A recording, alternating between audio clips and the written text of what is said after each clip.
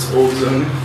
Okay, sir, would you please give us your first name, middle initial, last name, and please spell it for us?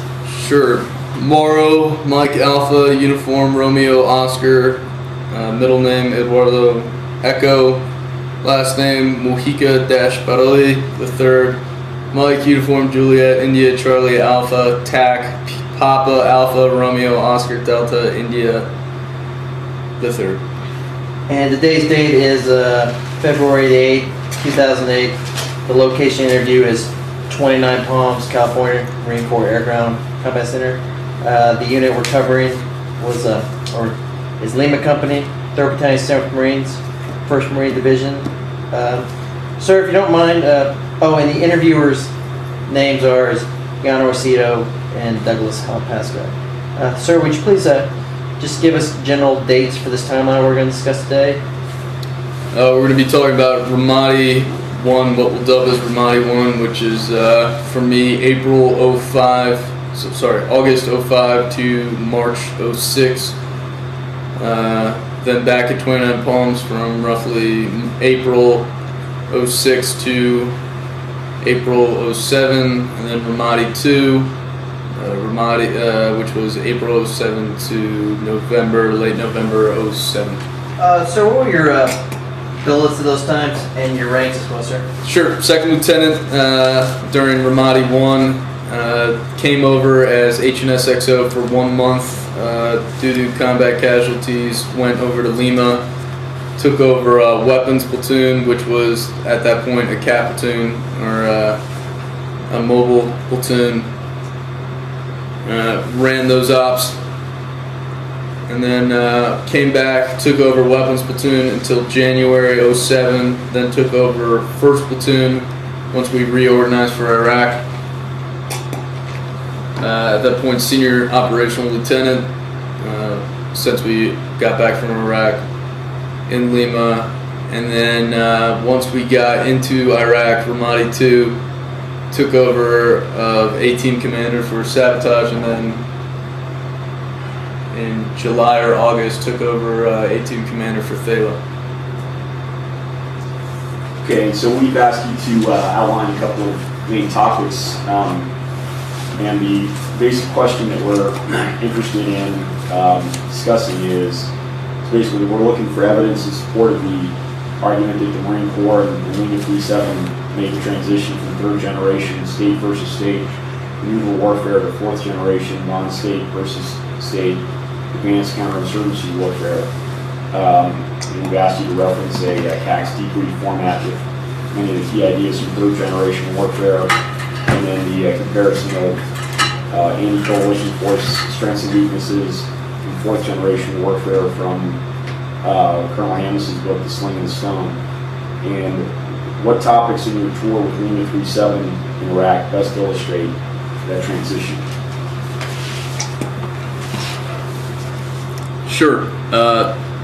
Well, I'll tell you the biggest difference straight off this debrief between 3rd and 4th generations. Everything that says enemy here is local populace in 4th generation warfare. So the when we were in Ramadi 1, I would say 90 to 95% of our efforts were concentrated on the enemy. So when just looking at this debrief, enemy location fire plan, enemy obstacle effort and composition, that's exactly what we're looking at. We were concentrating on all those things. And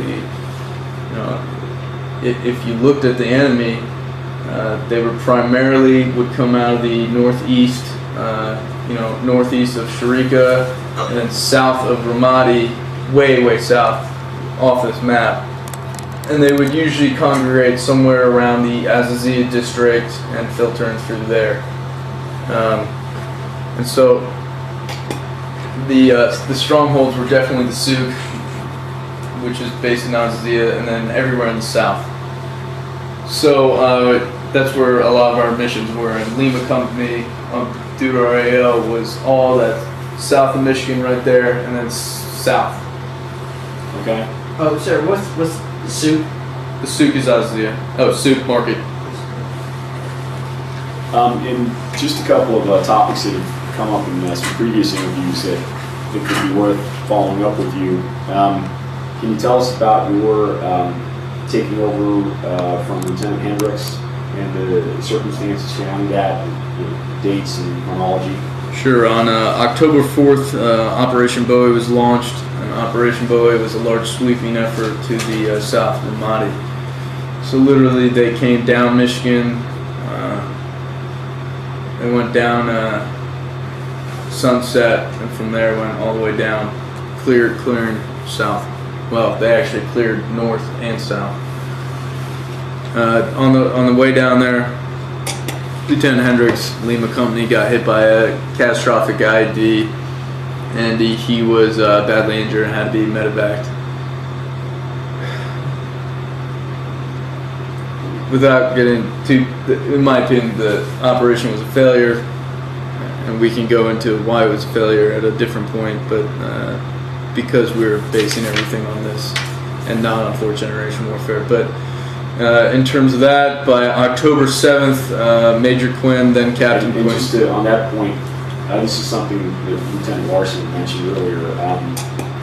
Are you critical of the large operations? Yeah, yeah. What criticisms would you make of that? Yeah, well, one, due to either bad planning or just due to just the way things roll, the operation left 8 hours late, so it was already daytime. So the element of surprise, any kind of advantage we had at that point was lost. Two, it's such a large operation, and in counterinsurgency, you don't want to get caught. Just put down your weapon, because no Marine can tell the difference. You don't want to get shot at, don't shoot at us. We're not going to do anything. And so when you have such a large force all leaving the firm base at the same time and going out there, it's at that point it's so easy. In warfare, identifying the enemy is the first step. And so for us, we were constantly trying to identify the enemy. It was a constant challenge. For them, I mean, it can't possibly get easier when you mass like that. So we massed, and they just kind of threw, there wasn't a major offensive launched on our convoy. There wasn't a major offensive launched on the operation. They just blew up a few IEDs and hurt a few,